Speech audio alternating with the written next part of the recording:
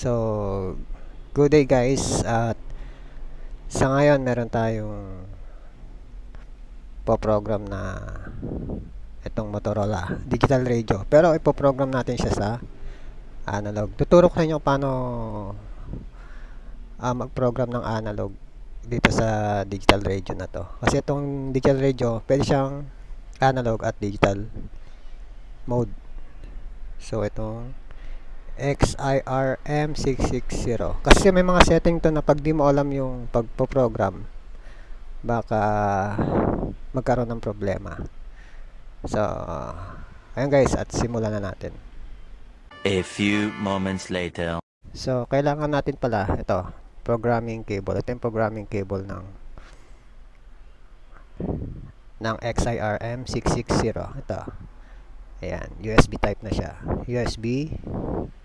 Ayan. Then, sasaksak lang natin dito sa ayun, na-detect na niya. So, ang kanyang software ay siyempre itong Moto Turbo. Ayan, Moto Turbo CPS. Ayan.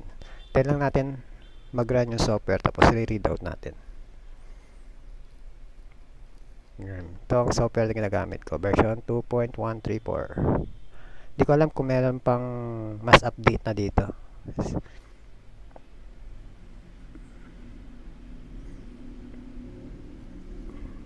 Yan, i-run lang natin. Medyo matagal lang yung kanyang pag-run, pagsimula. Ayan, tapos meron dito ay open. Siyempre, di na tayo mag-open ng folder. Read out natin radyo. Ito, read out. Read out.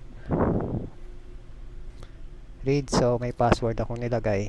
So, enter ko muna yung password niya.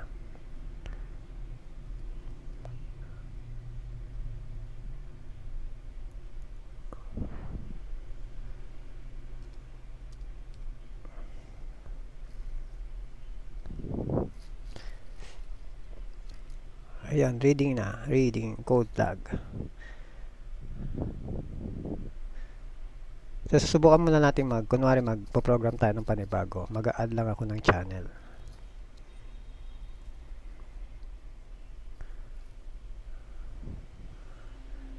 Read out lang natin hanggang sa lumabas yung kanyang parameter. Ayan, na parameter meron na. Dito tayo sa zone, channel assignment. Sa zone. So, ito na program ko na to. Di bali, papakita ko na lang paano natin ipoprogram sa analog channel. Yan, marami na akong naka-program dyan. So, mag-add lang muna tayo.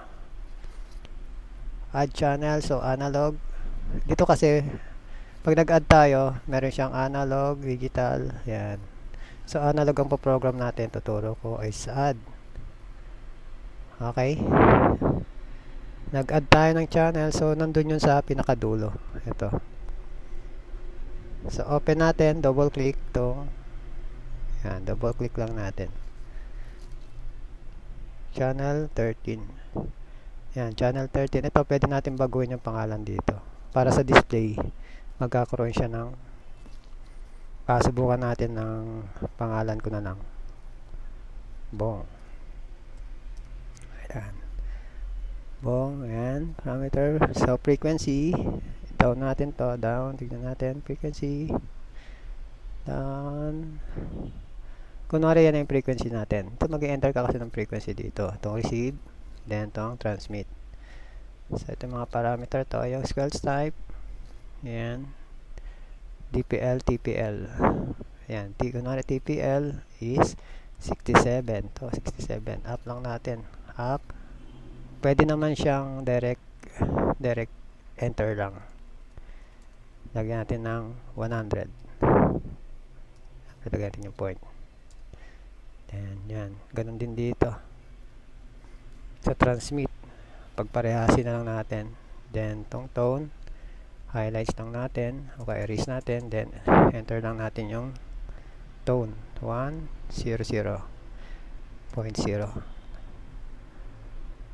So, yan guys. Tapos dito lang, ang importante niya dito ay ito mga setting niya dito. Ito base ang pinaprogram natin. Yan, power, high, standard, X. Itong admit criteria. So dapat tong admit criteria ang nakaset dyan, correct PL. Kasi pag hindi naka-correct PL yan, yung tone natin sa receive naka-open lang. So marireceive natin yung mga same frequency, marireceive natin. So ito yung pinaka-importante sa admit criteria. Correct PL. So yan, naka-add na tayo dito sa zone. Yan, na-add na natin zone, dito na tayo sa zone. So pwede na natin i-write. Subukan natin. Dito kasi yan. Tignan nga natin yung mga ano to, naka-high, power level high. Ito, wag kakalimutan, admit criteria. So receive, you can see, yun lang. Tapos the channel bandwidth, gusto nyong baguhin, ayan, 25 kHz, 25, ayan, 25.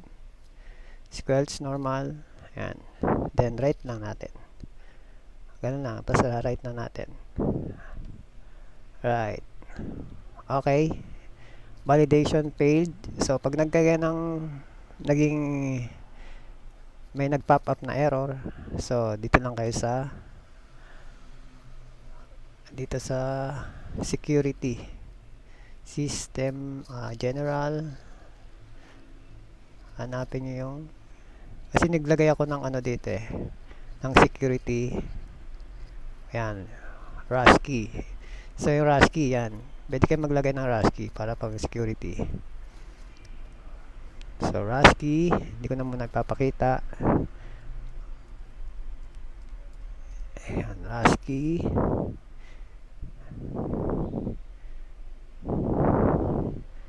Ayan, tapos write ko na. Right.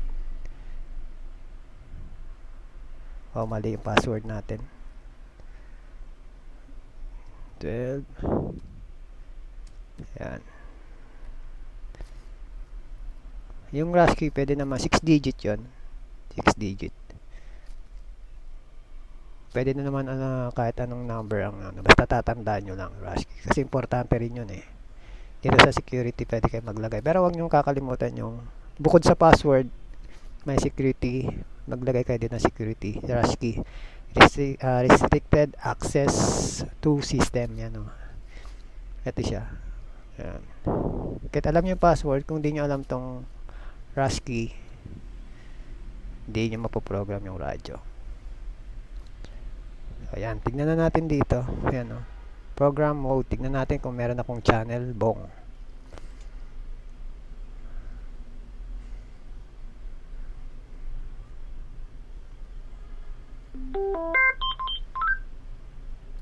Tignan natin, up, plus. Yun, ayan ang channel, yan. Ayan guys, at ayan, naituro ko na.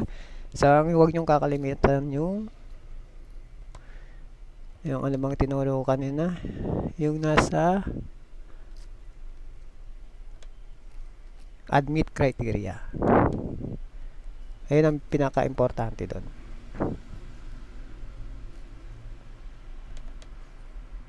Open ko lang ulit.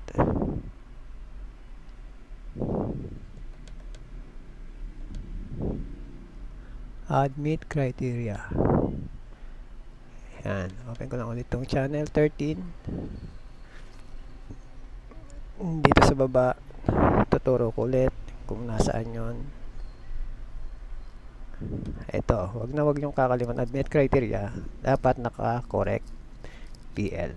Yun lang guys, at maraming salamat pa muli sa inyong panonood at walang sawang pagtangkilik sa aking channel. Thank you very much.